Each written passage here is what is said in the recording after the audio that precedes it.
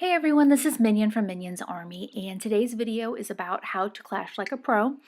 And I'm taking these replays from a war from my home clan, Dead Parrots, against RedThorn. This was a very hard fought war for us. RedThorn had some great bases, and thankfully we were able to prevail. And this is a list of the clan players, so you can see who all was in this war and who got 6-packs and the like. But these videos, I'm going to have a video by Agrippa. It's a Town Hall 12 Th12 Slammer Edrag hit. Manny is doing a Town Hall 11 versus Town Hall 12 2-star hit with mostly Edrags. Bull is doing a Town Hall 11 Electrone hit. Caveman is doing a Town Hall 12 Blimp Electrone.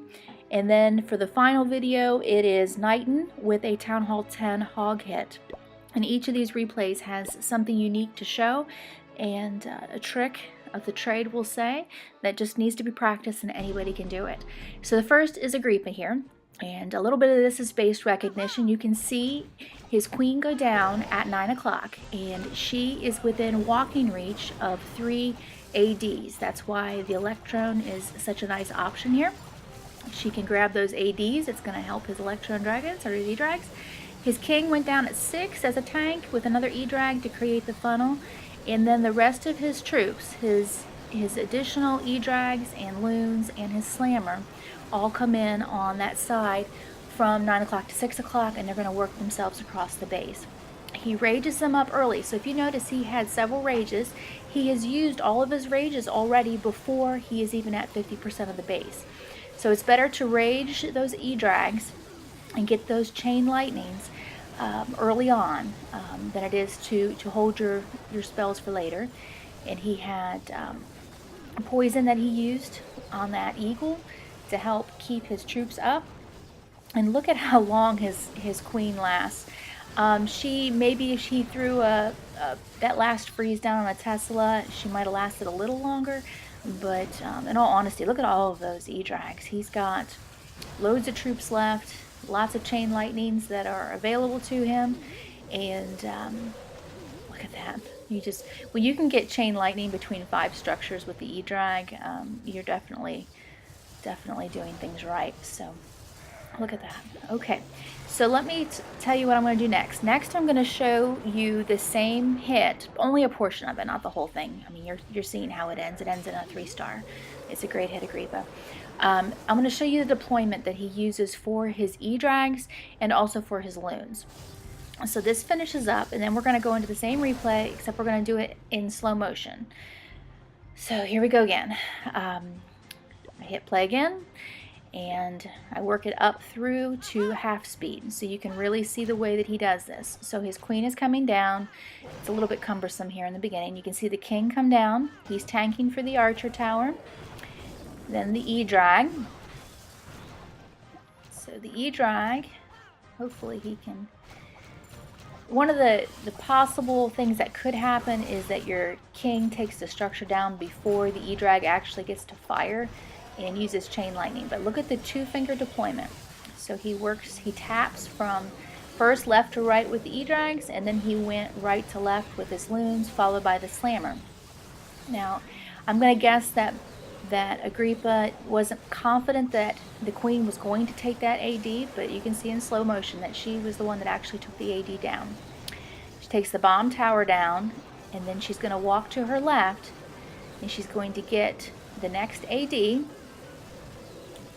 and she's going to work on a few garbage buildings, and then eventually she's going to get up to where she takes that additional AD.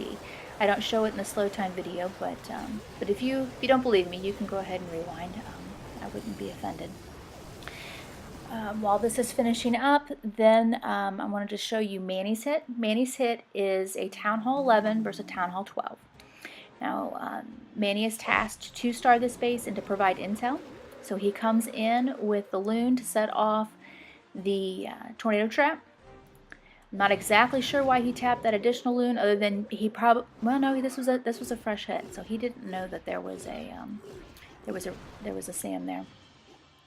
And then he puts down his baby dragon to start the funnel.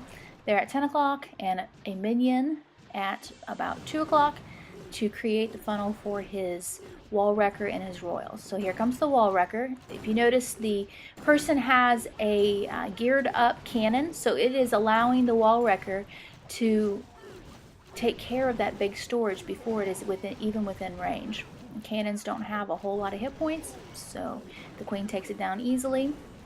He has a bowler in there. Bowler bounce to activate the town hall. Throws a freeze down to freeze the town hall Tesla. Warden ability to save the troops from the Giga Tesla. Pulls the enemy clan castle. Poisons the clan castle. And take a notice of the queen. The queen is going to go down to the ice golem, but I want to show you something. So the queen is down. Manny uses the queen ability, which generates the archers. Now, the archers that he was able to generate, they were not frozen. So if you go ahead and let your queen freeze, then use her ability, you can make those archers come out, and the extra archers are not frozen. Okay, now we have, Manny is putting the percentage troops down. So he has some minions down at 6, and then along the side there towards 3 o'clock. He has another one over at about 7:30, and he is trying to do this before he activates the eagle. He put the coconut loon down, then the Edrag. That second Edrag activated the eagle. He heard that. You can play with sound and you can hear when the eagle activates. And then he put his other Edrags down in a hurry with the rage, and he's going to create some unbelievable chain lightning here. Watch how far this lightning goes. He gets lightning all the way to the eagle. If there's any fault in Manny's attack, was that maybe not going ahead and freezing the eagle. He finishes, the troops die before he can use his final 2 freezes. But look at the percentage that Manny got. That was great. I mean, you're looking at, on base number 1, it's a max Town Hall 12, and a Town Hall 11 came in and 2-starred it with really good percentage. Those kind of hits can win wars. So we have Bull coming in. He's doing an Electrone attack. He uses the king to tank the queen to clear out this area at 7 o'clock and to get the queen to take down the AD. She's going to draw the enemy clan castle troops. Bull did have had some intelligence on this, so he had some intel. He's not the first person to hit the base, but he knows that over here by the slammer, he's going to pop some skeleton traps. He saves the poison for the skeleton traps. If he had gone ahead and did the Electrone portion with those skeletons all there, the Edrag probably would have targeted the skellies, or at least there's the worry that it will target the skellies and will not target the queen and take the queen down. Obviously, he's going into a Lalo portion. He needs to have the queen taken care of. So he's already at 46% and is just now starting his Lalo portion. So he is bringing those troops in. He has his warden set to air to go with the Lalo.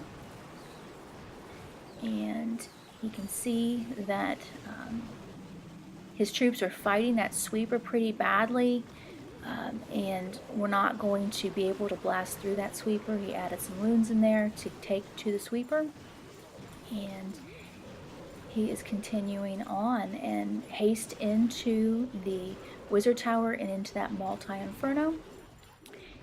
And he is in cleanup mode. He's putting down his minions at 6 o'clock to take out the town hall and the camp. He uses his baby dragon the furthest away from all the other air troops. If the baby dragon's close to the pups or to minions, it will not use its baby rage, and he wants to get the most bang for his buck. Great hit, Bull.